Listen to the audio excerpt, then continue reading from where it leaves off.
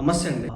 మన జనసేన పార్టీ అధికార ప్రతినిధి వివేక్ బాబు ఎన్ని కష్టాలు పడుతున్నాడో, ఎన్ని ఇబ్బందులు పడుతున్నాడో నేను మీ అందరికీ చెప్పాల్సిన పని లేదు. కొత్త ఆర్థరైటిస్ అనే అనారోగ్య సమస్యతో ఆయన గత కొంతకాలంగా పడుతున్నటువంటి ఇబ్బంది ఏదైతే ఉందో అది పవన్ కళ్యాణ్ గారి దగ్గరికి చేరింది. సో మనం అదే కోరుకున్నాం, ఇది పవన్ కళ్యాణ్ గారి దగ్గరికి వెళ్తే మాత్రమే ఈ సమస్యకు ఒక పరిష్కారం అనేది వస్తుంది.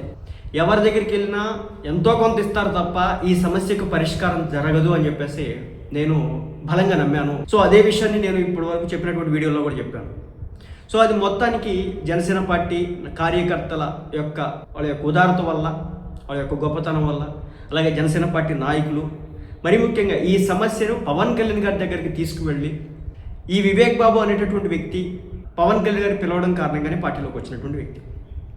ఆ వ్యక్తి పవన్ కళ్యాణ్ గారిని నమ్మి డిబేట్లో కూర్చొని తన టైం మొత్తాన్ని కూడా స్పెండ్ చేసినటువంటి విషయం మీ అందరికీ కూడా తెలుసు.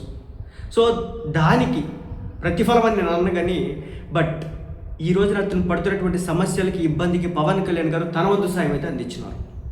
పవన్ కళ్యాణ్ గారు ఉన్న సమాచారం ఏంటంటే ఒక 10 లక్షల రూపాయలు డబ్బుని పవన్ కళ్యాణ్ గారు వివేక్ బాబు గారికి ఇచ్చినట్లుగా సమాచారం అయితే తెలిసింది. సోషల్ మీడియా వ్యాప్తంగా కూడా ఈ వార్త అనేది సర్క్యులేట్ అవుతూ ఉంది.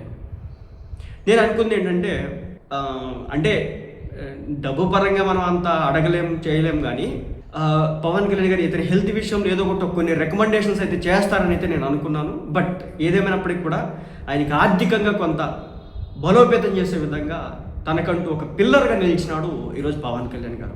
ఇంతకుముందు నాగబాబు గారు 1 లక్ష రూపాయలు ఇచ్చినారు. అదేవిధంగా మనం వీడియోలు చేసిన సందర్భంలో కొంతమంది మిత్రులు వేరే దేశాల నుంచి కూడా కొంత మొత్తంలో డబ్బునైతే మా వివేక్ బాబు గారికి పంపించడం అయితే జరిగిందనమాట. ఎంతో కొంత సాయం అయితే చేసినారు. సో ఆ వ్యక్తి సాయాన్ని మర్చిపోయేటటువంటి వ్యక్తి కూడా కాదు. అతనికి వీళ్ళంత త్వరగా తగ్గిపోవాలని, వీళ్ళంత త్వరగా ఈ సమస్య నుంచి బయటపడాలని. ఎందుకంటే అతనికి ఫ్యామిలీ ఉంది, పిల్లలు ఉన్నారు.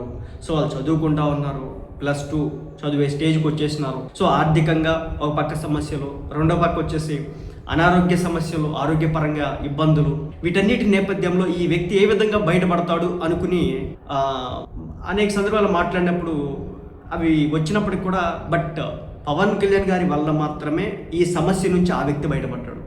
మీరందరికీ తెలిసే ఉంటుంది, నిన్నగాక మొన్న చిరంజీవి గారు 20 లక్షల రూపాయలని తనకి మేనేజర్గా ఉండేటటువంటి వ్యక్తి యొక్క భార్యకి అనారోగ్య సమస్య వస్తే ఒక 10 లక్షల రూపాయలని, అదేవిధంగా మరో వ్యక్తికి అదే సినిమా ఇండస్ట్రీకి సంబంధించి పనిచేస్తున్నటువంటి వ్యక్తి కుటుంబ సభ్యులకు అనారోగ్య సమస్య వస్తే మరొక 10 లక్షల రూపాయలు, 20 లక్షల రూపాయలు ఇచ్చి ఆ కుటుంబం అండగా నిలబడింది. అంటే వాళ్ళంతే మంచి మనుషులు, దాన ధర్మాలు చేస్తారు. మన నాగబాబు గారు కూడా 1 లక్ష రూపాయలు ఇచ్చారని చెప్పారు కదా. ఇక ఇప్పుడు పవన్ కళ్యాణ్ గారు ఒక 10 లక్షల రూపాయలు ఇచ్చినట్లుగా సమాచారం అయితే అందింది. సో ఆయనకి డబ్బు కాదు కానీ ఈ అనారోగ్య సమస్య నుంచి వీళ్ళంత త్వరగా బయటికి రావాలని చెప్పేసి మనం అయితే భగవంతుడిని ప్రార్థిద్దాం.